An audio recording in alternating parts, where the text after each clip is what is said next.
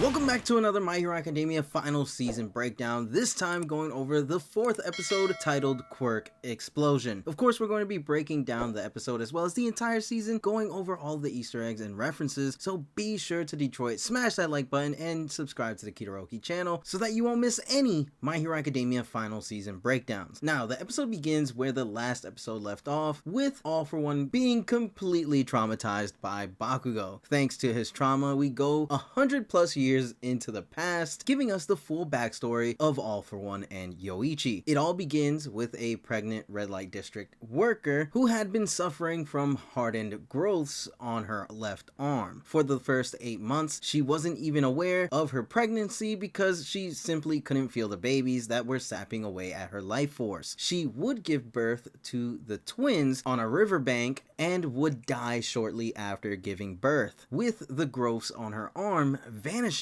as well, meaning that All For One as a baby had stolen his mother's quirk, which does make his mother and of course All For One and Yoichi one of the first people to have a quirk before the glowing baby. The babies were alone in the world, and right as rats showed up to gnaw on the newborns and their mother's bodies, the flooding river swept the babies away. 1 year later, news of the glowing baby was the first of many worldwide reports of emerging meta abilities, but meta abilities didn't only manifest at birth. They also started to appear after the fact in young people going through puberty, similar to how mutants from the X-Men in Marvel get their abilities. A research group looking into the matter hypothesized that a disease was to blame and announced that those with meta abilities were a sub-branch of humanity with new genetic factors, which not only parallels Marvel and how mutants and the X-Men are treated due to their mutant abilities and mutation, but the anime once again doesn't adapt the portion of All For One's backstory that featured the rats, the damn rats. And as we know in the manga, the rats and this research group confirmed the theory in the overhaul arc that was never adapted in the anime as well, that mice and rats were the reason why quirks has spread so quickly throughout the world, and that very theory from that research group being the reason why Overhaul viewed quirks as a disease. And surprisingly, the anime doesn't adapt a good portion of the beginning of All For One and Yoichi's backstory, which is why in the beginning of the video I pretty much added all of that extra stuff in that we didn't see in the beginning of this episode. The declaration from the research group was reckless and premature. People are social organisms, so this statement divided them and added fuel to the chaos to come. This being a commentary on how we as a society divide ourselves over politics, beliefs, and looks, and discriminate against those who don't align with their own, which in turn causes both camps to form hate for the other. One quick look throughout history and it's clear that people, no matter what, will fight and divide themselves just because another group of people look or believe in different things. Most of the time, the minority group having the need to retaliate just for the chance to live or try to peacefully resolve issues through protests and gaining worldwide support. In this case, we see just how bad things became in Japan as hate groups formed to hunt down and beat or exterminate metas, and of course metas in return clashing with those hate groups. One night, a group calling themselves Meta X are on the hunt for a bunch of metas that had clashed with another hate group called the Demonstrators the night before. They all spot a young All For One by himself and note that he must be an exceptional child, a term for children with meta abilities, and the group decide to leave him alone. All For One then killed all of them using his meta ability that he had stolen from his mother. My Hero Academia kind of putting us in this moral gray area where, yeah, All For One is a villain, but a lot of what he did back then was in the name of survival, making sure him and his brother lived to see the next day. day, even if he had to kill those who were in reality going to try and kill him anyways, all because he harbored a meta ability. It's revealed that since birth he was imbued with hubris and disrespect for others, and viewed everything within his reach as his own possessions, as we see All For One using his mother's meta ability to latch onto his mother for the nutrients he needed, taking from his little brother, all while holding onto Yoichi, whose lack of nutrients left him small and frail. Those who wouldn't provide All For One with anything he viewed with utter distrust, a hatred that formed all because of his dead mother not being able to care for him. All For One would go on killing and stealing quirks from those who wouldn't provide him with anything. A young and frail Yoichi would plead for his brother to stop, but All For One would kick him down in return. Yoichi provided All For One with nothing really, but Yoichi was one of his possessions, and no matter what, Yoichi was one possession he couldn't let go of. Some years later, the glowing baby has grown and has been making the rounds on the news for taking a stand and calling for the return to a peaceful and safe society, gaining them supporters from all sides day by day. Yoichi reading the Captain Hero comic books, and Yoichi tells Zen that he wants to be like Captain Hero one day, and the two would sort of bond over reading the Captain Hero comics. At the time, Yoichi hadn't completely given up on his older brother, since he faintly remembers Zen's hand holding him and wanted to believe his brother's grip had been gentle and kind. This would all change 3 years later though. Zen would fly in on Yoichi, telling him about the famous glowing baby having reached 10 million supporters, jealous of the fact that just because they were the first recorded person with a meta ability, it shouldn't make them special because other people are born with meta abilities just like them. Yoichi is frightened by the glow on Zen, and Zen reveals that he had killed and stole the glowing baby's quirk, shocking Yoichi. Having been inspired by the comic book's quote of "One for all and all for one" being words to live by, noting that the hero had to hide his identity and battle on in solitude while everyone paid tribute to the demon lord out of fear. So just like how Yoichi was inspired, Zen now wants a world that exists only for him, this now becoming his dream. Side note, by this point in the timeline, Yoichi and All For One, despite not being named by their mother, were given names by All For One himself, Yoichi being the name for his brother because he was the first thing ever given to him in life, and thanks to the Ultra Age fan book, we know that All For One's real name is Zen, which fits his quirk and personality to have everything because Zen contains the kanji for all. Zen also was the one to come up with their last name, Shigaraki, after hearing a story about the Shigaraki Tanuki. This happened to be a story describing a red light district worker who resembled the animal due to her body shape from her ongoing pregnancy and the fact she always stood still waiting for customers. People described her as a Shigaraki Yaki Tanuki, a statue made to look like the animal, but the woman would later be found dead by a river. Zen loved the story from how monster-like the woman was made to seem and took on the name given to the woman as his own, that woman and story ironically being about his actual mom. On top of that, the name and story is a reference to the real-life Japanese town of Shigaraki that is known for clay Tanuki statues. Years later, on his road to making his dream become a reality, 2 months after Yoichi had ran away with Kudo, All For One had tracked down their location to get his brother back. We then see Yoichi running away with Kudo, and All For One is confused as to why Yoichi would leave him after he had granted him a meta ability so he could stand by him. On top of that, he's even more confused on who the hell Kudo was and why he was taking Yoichi from him. And out of frustration over Yoichi refusing to be with him, he ended Yoichi's life. All For One locked eyes with Kudo, the man who stole Yoichi from him, both having been covered by Yoichi's blood. From birth, there had been no shine to Zen's eyes, as if they were clouded by thin membranes, and the sight of Kudo never reflects off of his eyes. But for Kudo, all he saw was All For One as tears began to well up. Sometime later, All For One, sitting alone on the top of his empire, holding the hand of Yoichi, would notice that Yoichi's meta ability that he gave him was gone. He used to wonder if he had somehow stole Yoichi's powers when he was too young to be aware of it, but he didn't. Further examination showed that he did actually have a quirk, an insignificant non-functioning power that his own power couldn't recognize as a proper quirk factor, as if the factor never quite took form when it should have due to malnourishment, which we know that thanks to All For One giving Yoichi the stockpile quirk, it fused with his bestowal quirk, creating One For All, which gave Yoichi's bestowal quirk the power needed to be able to pass on his quirk. At around the same time, we see Bruce, who is actually named after the famous martial artist Bruce Lee, and Kudo talking about the day All For One killed Yoichi, and if All For One had managed to touch Kudo, since after that event, Kudo's body felt weird, and from the tests being ran on Kudo, it's revealed that Kudo now has two quirk factors, his original plus an unformed dud. All For One and Kudo both realize that Yoichi's will still lives on within them, though All For One having a twisted take on it because the way Yoichi's quirk stole from the stockpile quirk to make up for what his quirk factor lacked made him view it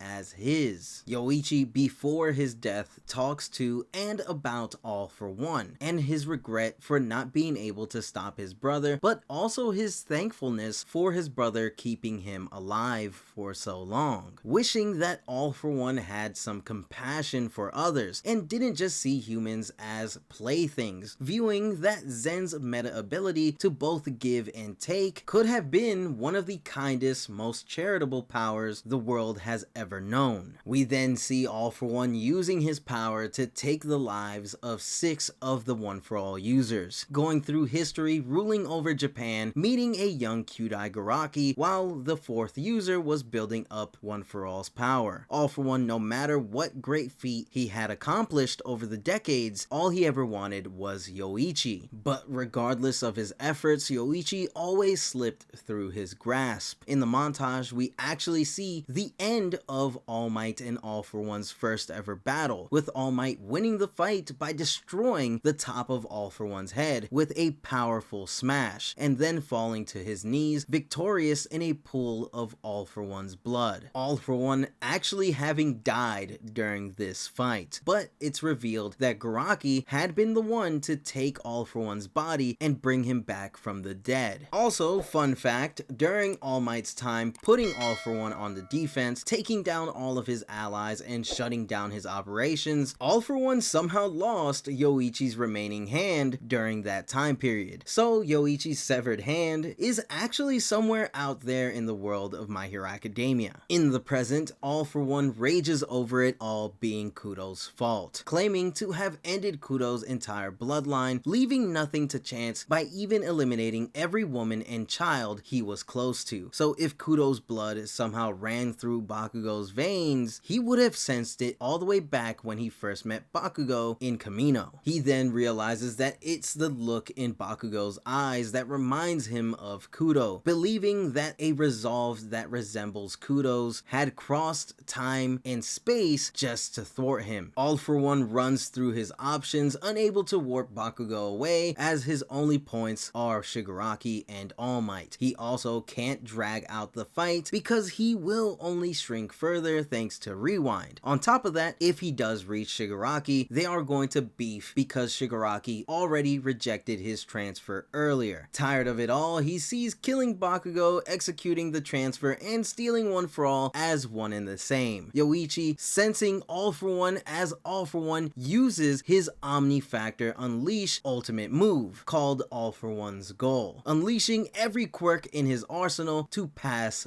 Bakugo. One of those quirks taking the shape of Hawks due to All For One having stolen his quirk in Season 7. All Might knows that this move will revert All For One to being a baby and hopes Bakugo is able to dodge the attack. The rain and Bakugo's sweat flies everywhere as he faces the attack head on, wondering how could he even beat this attack. We see flashes of Bakugo's life, including when he bullied Deku, claiming that he won't get in Izuku's way anymore. All All Might screams for Bakugo to dodge it as All For One propels himself along with his quirks towards Bakugo, sending All Might flying. Bakugo takes the attack head on, praying for All For One to blow up, which explosions begin to suddenly blow up all over and inside of All For One, confusing him because Bakugo hadn't made a move. Bakugo explains that he fired off some coated beads of explosive sweat that went into All For One's mouth without triggering them, hoping that something would set them off on a delay, which we actually see him do in the last episode, where we see the beads getting thrown at All For One before Bakugo sends him crashing into a building with an explosion. Bakugo knows that he always earned praise for his intuition, and that the one quirk he has is enough to beat All For One. All For One yells that this is his story and to move aside, calling Bakugo an extra and a nobody. But Bakugo fires back with his iconic howitzer impact super move, hitting All For One with explosions all over, tearing all of his quirks apart. All For One doesn't know what is wrong with his quirk factors because Bakugo's quirk shouldn't be tearing them apart so easily, blaming it on his body now being too young. Hawks' vestige interjects, saying that All For One's negative emotions has his mental state out of control, thus making him lose control over them, as all of the vestiges gather around Hawks, with Hawks mocking All For One for his vestige being swallowed up by Shigaraki, causing his inevitable downfall. Bakugo blows off All For One's face, breaking the armored brace on his arm. Recalling what All For One said about this being his tail, Bakugo thinks about everything that's happened in his life and tells All For One that this is our tail. His final explosion completely breaking his arm and sending All For One crashing into the ground as All Might, his parents, and Yoichi watch All For One finally be defeated, with Bakugo claiming that he could have never hoped to have beaten All For One, at least not alone, if it wasn't for all of the heroes' combined efforts. If you pay close attention, some of what Bakugo does and the animation parallels All Might's battle against All For One in Kamino. All For One still needing to make his way to Shigaraki for the transfer, we see a anime-only visual of All For One's vestige taking control of Shigaraki's body. He notes that his vestige was swallowed up before he could use his trump card, and we get another visual of All For One's vestige hugging Yoichi, as all he wants is to steal One For All to get his brother back, because he really does love Yoichi in this weird and twisted way. It's then revealed that All For One has been rewinded back into a baby, as he claims that all he wanted was for everyone to always have their eyes on him. Bakugo appears in front of All For One, seeing All For One's new state, being in a rough state himself, falling over from his injuries, as he believes that All For One being on the verge of death should be enough for him to rest. But he is reminded of Kirishima and how he is able to keep standing no matter what, and it gives him the strength needed to catch himself from falling to make sure that All For One is gone for good. All For One, tired of Bakugo standing in his way, lets his emotions get the better of him and sends out one last spike from his mouth to kill Bakugo, but Bakugo catches the spike with his mouth, blowing it up, and tells All For One nighty night, and because of this, All For One begins to rewind out of existence. All For One yells out full of hatred for Bakugo and rewinds to nothing. Hawks' vestige sees All For One's vestige world crumbling, thinking that the stolen quirks would return to their former owners, but knows that this isn't how it works, as they will all be gone along with All For One, and he smiles, knowing that he is finally free. Bakugo sees All For One turn to nothing and tries to do All Might's iconic pose, but falls from exhaustion. Still with his fist in the air, he tells Izuku to give Shigaraki hell. Now, this episode adapted 3.5 chapters, them being chapters 407, 408, 409, and half of 410. All I have to say is this episode was absolute absolute cinema. Let me know your thoughts on the 4th episode of My Hero Academia's final season. It's kind of wild that we're almost halfway through the season. Let me know everything in the comment section below. If you enjoyed the video, then be sure to Detroit smash that like button, and if you are new to the Kiroki channel, then be sure to subscribe to the channel with notifications turned on so that you don't miss any My Hero Academia final season breakdowns. With that said, I'll see you all in the next one.